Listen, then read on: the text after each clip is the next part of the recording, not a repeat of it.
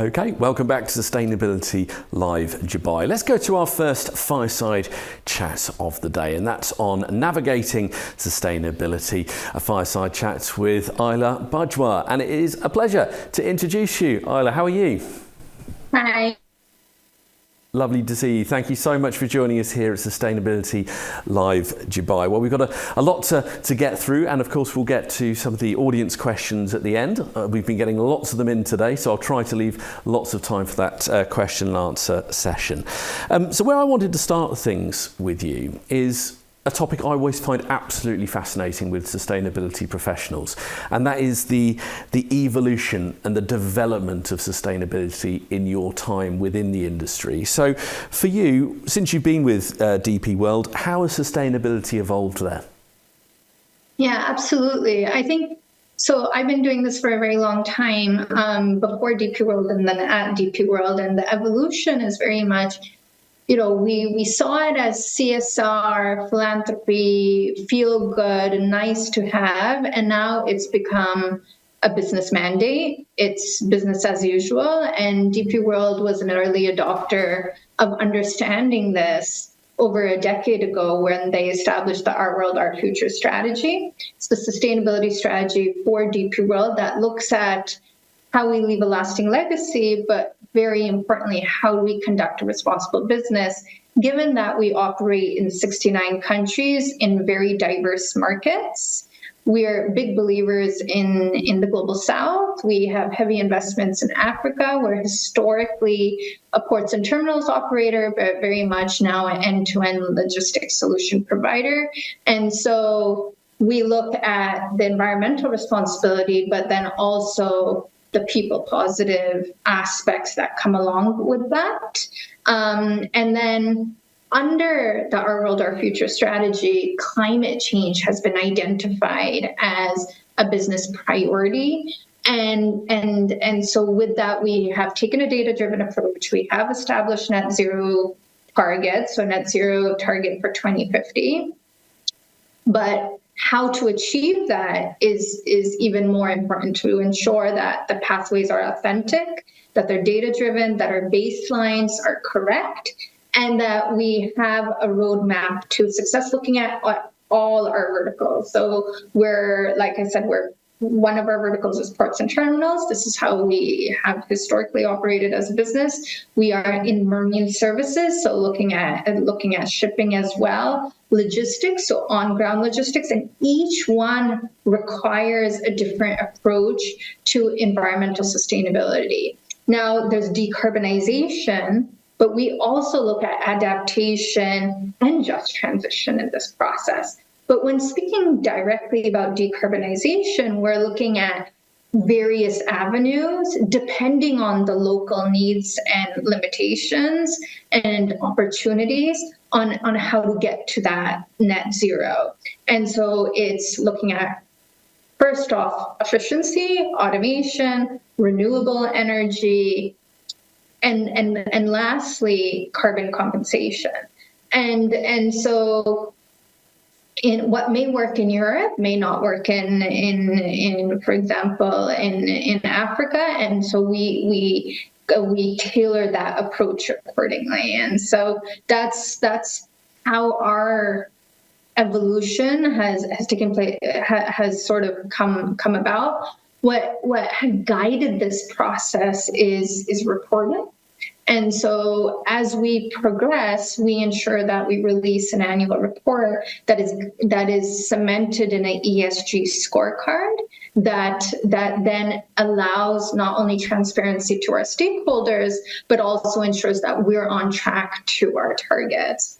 And when we speak about adaptation, and then even further along, climate resilience, so as temperatures changes, what effects is that going to have on our assets? So in fact, so I can point you in the direction of two resources. So we have our sustainability report that sits on our website, and then we have a climate asset resilience white paper that also sits on our website, and both explore the impacts. So one talks about our progress and our commitment to continuous improvement, and the other looks at how are we going to be impacted by the changing temperatures as as the years go along. And so adaptation is something we're looking at through an ocean strategy. So ocean and biodiversity strategy. And so looking at blue carbon ecosystems, we operate in coastal regions. What does that mean in terms of mangrove restoration, coral restoration, and then ensuring that we're bringing the communities along with us. But in all cases, looking at that net zero target and looking at, but taking a holistic and a strategic approach versus just a carbon tunnel approach. I hope that answers your question. I think that more than answers my question, Ayla. You've rounded that up absolutely perfectly in terms of that journey that so many large organisations that have gone on from this is a nice to do, this is something we should be doing, and getting started on things, to really professionalising it, making things data-driven, performance-related, just as you would do anywhere else in the business. For you, has that been one of the key drivers, that maturing of the sustainability agenda, going from a nice presentation 15 years ago saying we need to do this, we need to save the planet, we care terribly, to we're sticking with data here. We are going to deliver on this. We're going to be ambitious. We're going to push ourselves. Has that been a key driver for you, that professionalisation of reaching those targets? Absolutely, the professionalization and then the acknowledgement of stakeholder expectation, right? So again, now that this is business as usual, number one, there is this recognition that we are living in an interconnected world. Right. So my business's footprint is going to impact our customers' footprint, and it's going to impact our suppliers' footprint. So looking at scope 1, scope 2, scope 3. And because we're aware that we are interconnected, we are being challenged and we're being held accountable by our stakeholders, which is fantastic, because when we started, because we were early adopters, what I always share even with our exec management is we take the approach of preparedness.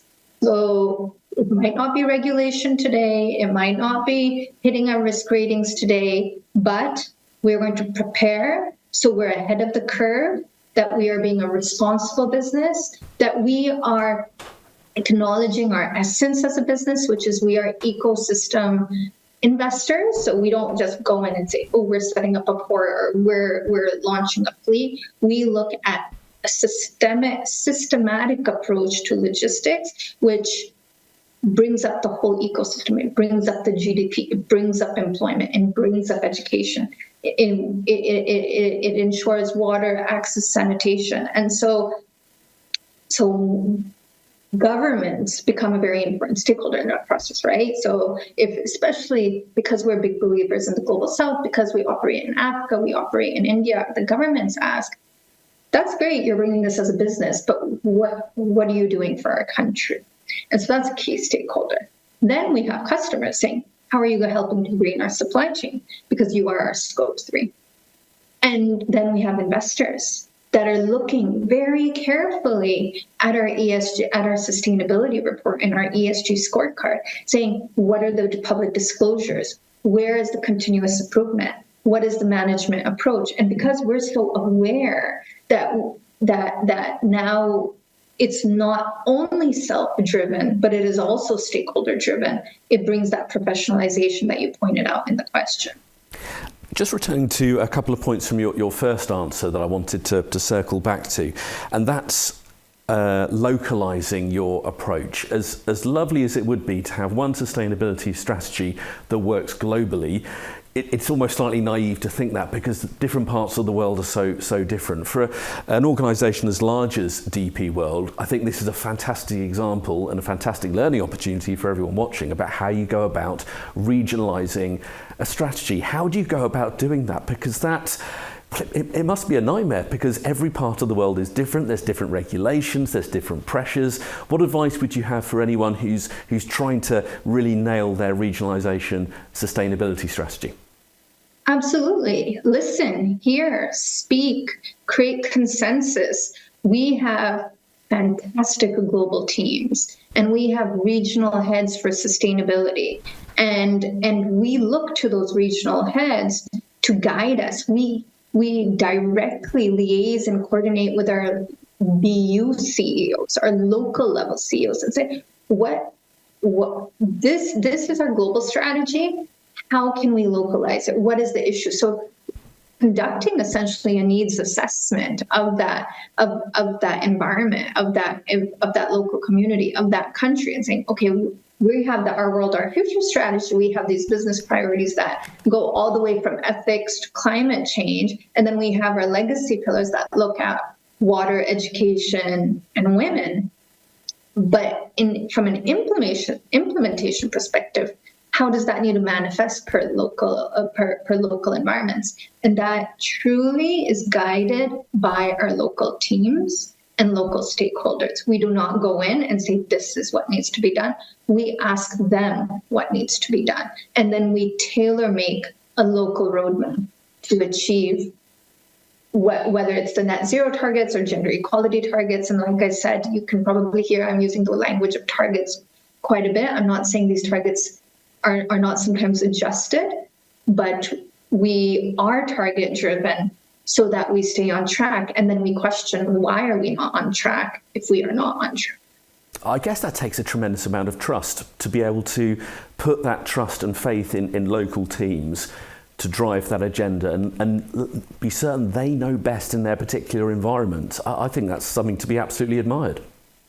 Absolutely, and it's aligned with our culture, it's aligned with our principles. So we have founding principles at DP World. So it's great to have roadmaps, it's great to have reports, it's great to have a strategy, but it's the culture that will get you there.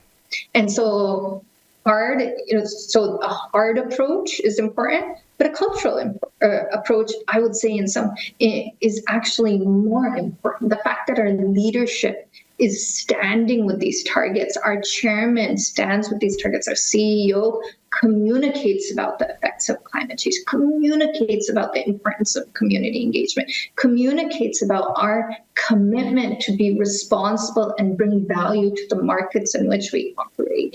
And so with this great leadership and then founding principles. So one of our founding principles as a business is a better future for everyone. And so literally we are assessed on some level of how are we doing better for the future. And that is cultural. So from leadership to culture drives trust, that then brings us closer to our local teams who understand this is what it means to be a part of DP World. And from an implementation point of view, then we're like, here's the strategy, here's the framework, here are the numbers, and here are the gaps. And there is no punishment, there's no reprimanding. We are one team. We understand these are complex environments, complex times. We have to work together openly and transparently, not only with our teams, but also with our stakeholders. So we have open and candid conversations, even with our investors, even with our partner financial institutes, and stuff, and guide them in some cases and say, look, you're measuring according to XYZ, but there is nuance. There is, and I think a good example of that, not to get too off topic, is even like transition finance, right? Like, what a green. So we released a $1.5 billion green sukuk in September. It's one of the biggest in the world, and we created a green asset directory. But how do we ensure that also supports the green transition and the energy transition of the global south? Because energy transition looks so differently there. And this all can only happen when we're working close with our teams and understanding and hearing where their frustrations are coming from and where their local realities. To move on, Ayla, and speaking about frustrations, I can pretty much guarantee you at any one of our sustainability events, and I go to questions from the audience, one of the first hands that goes up is a frustrated chief sustainability officer or net zero champion within a business who is frustrated. They are trying to balance operational efficiency and business bottom line with trying to hit sustainability targets and in ingraining sustainability into an organisation. What advice do you have for people from your experience of balancing reducing environmental footprint and improving your sustainability performance with making sure you're a successful business and being efficient operationally? What advice would you have for that frustrated person in the audience who's putting their hand up wanting to balance the two? There's a business case now for net zero, for a people positive approach, for just transition. This all makes business sense. So I actually think that conversation is now outdated. How do we convince our leadership? How do we convince middle managers? I think it's not to repeat myself, really a data-driven approach. I don't see how efficiency and moving to net zero are separate. Often that net zero target becomes a catalyst towards efficiency. Not to mention the markets will change, not to mention it's your license to operate. Now tomorrow, we're operating, today we operate vessels. If tomorrow our customers ask, do you have vessels that can accommodate sustainable fuels? If we don't have, so in our case, we have procured 4 methanol capable vessels and are procuring another 16, contracting another 16, because we anticipate, not only because we have our net zero targets, but we anticipate our customers will be asking for it. So we will lose future business if we're not ready. So I don't see efficiency and addressing the negative impacts of climate change as separate, nor contrary to smart business decision making from a commercial point of view. Your answer, it's so encouraging that is the mood that you are feeling personally and seeing in the industry. The fact that question is now becoming slightly outdated, and if it's becoming outdated at businesses the size of DP World, others are definitely following. So it's really encouraging to hear that. Moving on slightly, because we've got a lot to cover and not much time to do it in now. How do you go about prioritising social responsibility and community engagement within your sustainability initiatives? Because it's a huge part of the bigger picture. Yeah, and with a similar vein, similar approach, like I said, we have the Our World, Our Future strategy. We have within the business priorities climate change, and we have community investment. And then leaving a lasting legacy, we have education, water, and women. Now we have several partners, so we take a partnership-driven approach. So there's a couple of things that we're guided by when we are looking at community investment. So we ensure it's strategic. It is not ad hoc charity, that it does align to the business and aligns to the needs assessment. It aligns to the needs of the community right now. So we apply a gender lens. So some of our notable partnerships, for example, include the Barefoot College International. We support them in both Senegal and Somaliland, but that specific partnership looks at training women to become solar technicians so that they can then implement solar technology within households in their area, and then it becomes an avenue for income generation. So when we look at a partnership, we look at least 3 years. We do an impact assessment after those 3 years. We have, again, a quantitative approach where we ensure that there's impact reporting. We have a shared value model where it is not just funding, but it is how can we offer our expertise? How can we ensure there's exchange? How can we ensure there's thought leadership? And within our approach to community investment, we apply a gender lens. We look at just transition. So I give the example of Barefoot College International because you can see it is upskilling people in the community towards net zero economies. It is looking at women in the community, and it is looking at their employment and income generation, so that economic independence, and long-term solutions. So that's typically the way we approach everything that we do: people positive, nature positive. Ayla, I could talk to you all day. We've got so much we'd want to cover, but I'm getting so many questions coming in from the audience, so I'm going to get on to those now and get through as many as I can. I'll go to one first from Ajay Kari, and it's about the ESG scorecards, which seems to be a recurring theme of the event today. How do you at DP World go about ensuring impartiality and rigour in measuring, reporting potential sustainable choices and outcomes? So how do you go about impartiality and rigour within scorecards? That's a good question. So we follow global frameworks and global reporting standards. So we follow the GRI reporting standard. We will be moving to ISSB next year as an early adopter. We will also be reporting against CSRD and for a number of our entities in Europe. Because we are an CDP, so the Carbon Disclosure Project, so we align with these reporting frameworks, and then we have big chunks of that data assured. So all of our environmental data is assured by Lloyd. So we have third-party reviews.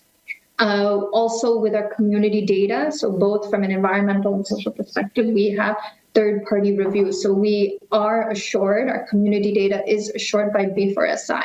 So those are two hot chunks of data, the majority of the data that does go through third-party assurance. Not to mention investors, because we do raise capital from the markets, investors do come back, they do give us feedback, they do ask us questions about the reports and the data that we release. And so we are aware that we will be held accountable, and so we take a rigorous approach to what we're reporting. Okay, thank you, Ayla. Moving on to the next one, as they are coming in almost faster than I can refresh my screen. So thank you so much for everyone for getting in touch. Next one is from Angel Smith, and it's looking at a very particular part sorry, I'll just come to that one in a moment. Bear with me a second. This question here is how the company is taking initiatives for reducing plastic usage, which I guess is particularly relevant within transport and logistics. Your reduction of plastic usage, how are you going about that? So packaging, so we're not in the business of packaging, but absolutely we are moving towards plastic-free operations. We are doing a needs assessment of exactly, again, and this becomes a local issue in a lot of countries, like plastic also enables clean drinking water.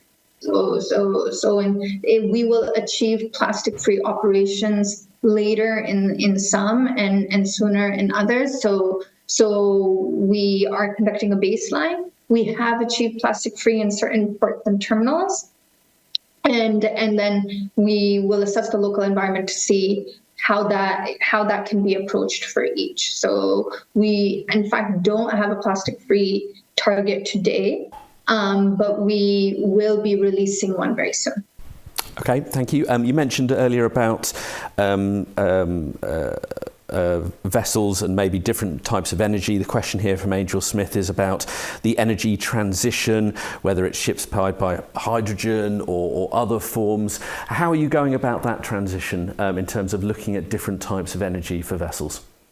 Yeah, so I think I mentioned two examples of the way we're approaching the maritime services in a vertical. Is the methanol capable vessels. So ensuring the vessels that we are using can use sustainable fuels. What we are seeing is that there's limited availability in the market. And so it is actually a market and industry issue. So we have partnered with the Maersk McKinney Muller Shipping Center, and I think it's an interesting case study of how we all need to come together when it comes to the impacts and the negative impacts of climate change, where we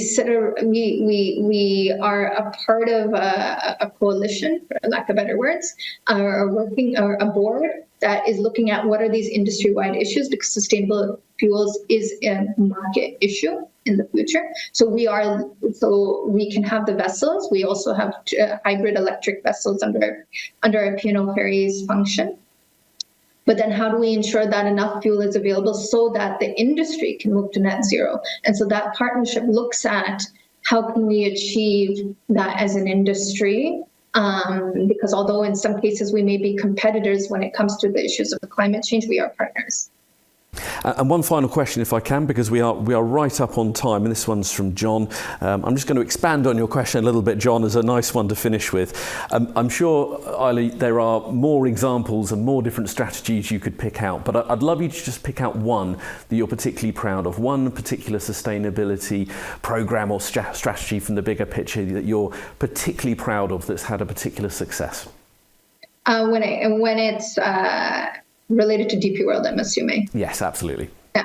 So, our heart and our DNA and our everything that directs what we do is the Our World, Our Future strategy. So again, I urge everyone to visit and review our sustainability report to learn about our sustainability strategy. What I am excited about in the near future, we will be releasing our ocean strategy. So under the Our World, Our Future strategy, we have water as a legacy pillar. Underwater, we look at SDG 14, and we will be releasing our ocean strategy, marking Oceans Day, so World Oceans Day in June. And so please look out for that. But it's looking at blue carbon restoration. It's taking a people positive approach. It's looking at plastic-free environments. So I know there was a question about plastic, so it will house our roadmap to plastic as well. And ensuring that we bring our communities along the way. Okay, well, Ayla, it feels like half an hour wasn't enough for us to get through everything there. And not only that, but you've left us wanting more with a hint for the ocean strategy, which we'll look out for in June. Ayla, thank you so much for joining us here today. Really enjoyed your company. Thank you. Bye. Bye. Thank you so much.